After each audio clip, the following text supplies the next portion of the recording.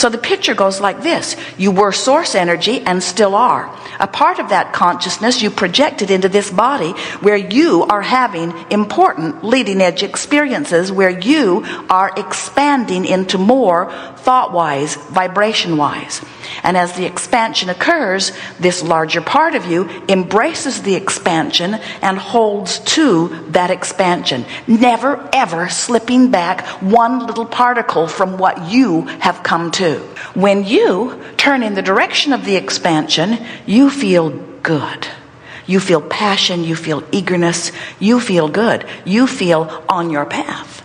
But if you stay in a position of justifying why you want it, of course I want the world to be a better place because look at how despicable it is, you say. Of course I want this person to be nicer because look how not nice they are. Of course I want this person to tell the truth to me because look at the disruption of the lies. And we say, you can go there, and you're even justified in going there by world standards.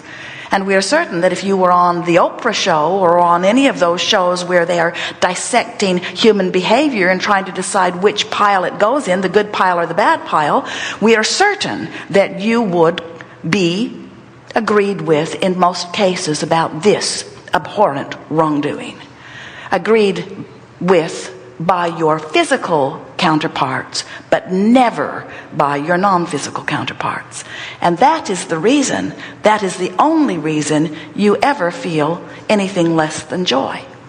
When you are thinking thoughts that agree with that which you have become, you feel fulfilled, you feel wonderful. But when you hold to a thought that preceded who you have become, you don't feel good. When you're not loving someone, you're not who you are. When you're mad at yourself, you're not who you are. When you're afraid of something bad happening, you're not who you are. When you worry about your children, you're not who you are. When you focus upon wrongdoing, you're not who you are. When you tell a lie, you're not who you are. When you are mad at somebody else who tells a lie, you're not who you are. You got to keep up with you if you are to be the joyful being that you are. So you can feel that what we are wanting to do is to get you oriented about the two aspects of you, these two powerful non-physical and physical aspects of you. And the important thing for you to understand is that the powerful law of attraction, which says, vibrationally speaking, that which is likened to itself is drawn, and we want to add here, everything is vibrationally speaking, because nothing is not vibration, everything is. That which is likened to itself is drawn. If you want to hear what's being broadcast on 98.7 FM, you got to set your tuner to the same frequency. You set it on a different frequency, you don't hear what's being broadcast on 98.7 FM. If you want to feel love, you've got to set your tuner on love, which means you've got to practice yourself into that vibrational place. You can't jump there all at once like you do by twisting the knob on your tuner. But you can practice yourself into alignment, and that really is what we're talking about in all of the hours with all of the people that we spend in conversation like this. It's our desire to help you to first realize that there is value in the tuning process. There's value in you tuning yourself to who you have become, because Source will never tune itself to who you are. That's worth noticing. Source will never tune itself to who you are. It's your job to tune yourself to who you are. You must tune yourself to the vibration of that which is you. And it should be a simple thing, because when you do, you feel good, and when you don't, you feel bad. How hard is that? How hard is that? Good means you're in alignment. Not feeling good means you're not. And you say, oh, I heard it differently. I heard that I'm not supposed to feel good. I heard that I am supposed to listen to others. And we say, oh, we see. You heard that you're not supposed to feel good. They are. You heard that they're living a very conditional love. They've sorted everything into piles, and they say, when I look at that pile, I feel good. When I look at that pile, I feel bad. So you need to get over there in that pile You need to behave like everything else in that pile. You need to agree with my religion. You need to agree with my politics. You need to agree with my ethics. You need to agree with the way I dress. You need to agree with my economic values. You need to agree with me. And when you agree with me, you hear this from your parents, from your teachers, from your friends, from your lovers. You hear it from almost everyone. When you do the things that I agree with, then I will shower you with my approval. And you said, well, alrighty then. I can do that because the rewards are mighty. I get food, shelter, approval. But what most of you discovered early on is that almost everybody you know is standing in a different pile. And their ideas of what you should be doing to please them vary. So then you become schizophrenic. You know you do. Haven't you had the experience where one friend elicits a certain personality and attitude from you, and another friend elicits something different, which is fine unless they are together. And then you don't know how to behave. Then you just sort of withdraw. You don't let either one of them see the part of you that they would not want to see. Have you ever had an experience where you've made a promise to two people, and it's a different promise, and you can keep those plates spinning in the air as long as you can keep them in different parts of the room? But if they ever get together and get involved in the same conversation, you start sweating because you can't be true to both of them. And they both have made you believe that you need to be true to them if you are to get the rewards of their relationship. And we're wanting you to, well, we'll just put it to you. How's that working out? You kill more people over this than, well, that's the only reason that you are at war. You are at war. You are in lawsuits. You are struggling to try to get others to agree with you. And we are here to announce to you that while it might be possible to find agreement on some subjects, this agreement that you're seeking with everyone is an impossible task. And anyway, it's off the path of your own guidance. Let's say there are 10 of you who are having a physical experience together. And all 10 of you are exploring, you're interacting with one another, and because of your interaction with each other, you're giving birth to all kinds of new expanded ideas of what your society of 10 could be like, how much more beneficial it could be from your personal perspective. And Source is collecting the data from all 10 of you and becoming it. And now, can you imagine what it would be like if all 10 of you were closing the gap and all 10 of you were in vibrational alignment with what you'd been asking for? Can you imagine what a delicious world you would be living? Where you've all expanded to new horizons and you are all up to speed with who you are, and you are all now exploring and moving forward again and again and again? Well, we want you to know that all 10 of you do not have to agree. In fact, only you are the only one that needs to come into agreement with you in order for you to have your joyful experience. But this is the thing that we really want you to hear. Let's say the other 9 of them have not found a way to come into alignment with who they are. They're still beating the drum of what's gone wrong. I don't like this about this one, and I don't like this about this one, and I don't like this about this one. In the process, they've created a brave new world. In the process, they've created something far better than what the 10 of you had going on before. So much better vibrationally. Your future is going to be so much better. But 9 of them are still beating the drum of what they don't like, while you are talking about what you do want and why you want it. You're looking for positive aspects of those other 9. You're looking for reasons to feel good. Not because they deserve it, but because you've discovered through trial and error that when you give them the benefit of the doubt, you feel better because you're in alignment with your source who gives them the benefit of the doubt.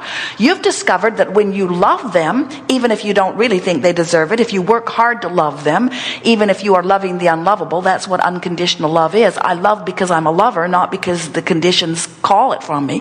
I love because Source calls it from me. When you love, whether they deserve it or not, now you are tuned in, tapped in, turned on to Source energy. You are offering one vibrational signal, and you are 1,000,000 times more influential and more powerful than the 9 of them, even though there are many more of them than there are of you, because you've tuned in to Source. You've tuned in to the power that creates worlds. You've tuned in to the truth of who you are. You have found your true reality. You found your true identity. You know who you are, you see. Whether there are 10 of them or whether there are billions of them, it's not your job to organize them. It's not your job to convince them. It's not your job to sway their opinions. It's not your job to make them know or believe what you know. They exist, as do you, for the purpose of your expansion, which they have provided. They have served their purpose for you. You have expanded.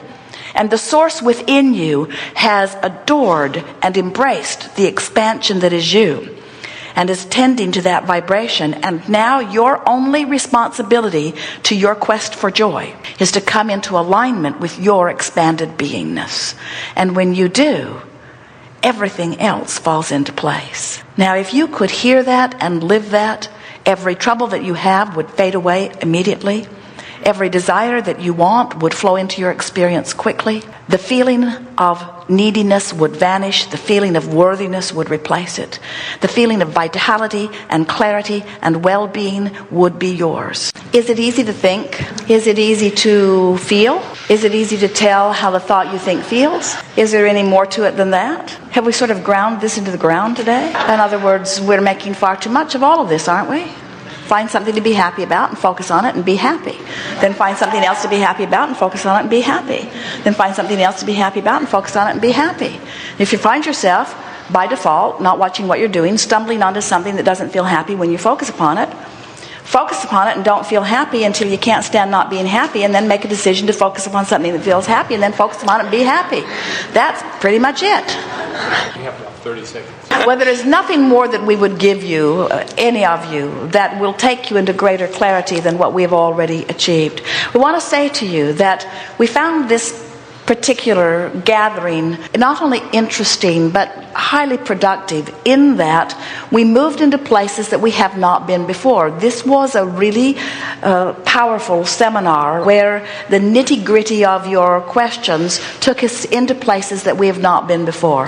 Having said that, we want to leave you with something that we can feel has arisen as a result of the time that we've spent together today, and that is we are all making too much of all of this. In other words, thoughts create, and you have the ability to direct your thoughts. And as you direct your thoughts, your feeling about the thoughts that you are directing will improve. And if you will let your life be about reaching for the best feeling thought that you can find from wherever you are, the universe will continue to deliver to you more opportunities not only to expand, but more opportunities to revel in the deliciousness of what you have lined up. If we were standing in your physical shoes, we would vacillate between two intentions, and they are very simple intentions. The first one would be, I want to feel good as much as I can feel good, which means I'm going to pay more attention to how I feel, and I'm going to more deliberately guide my thought. And the second intention that we would leave this gathering with, which really falls on the basis of what we have just said, is I am determined. And think of the power of the word determined.